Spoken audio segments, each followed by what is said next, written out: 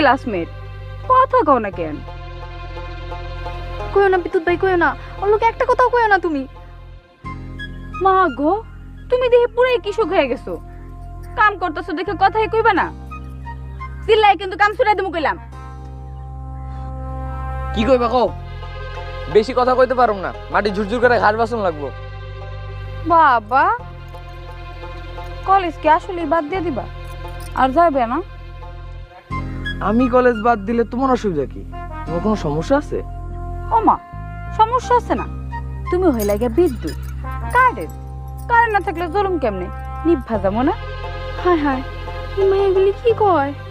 বিদ্যুৎ ভাইয়ের কি এখন মাথা ঠিক থাকবো?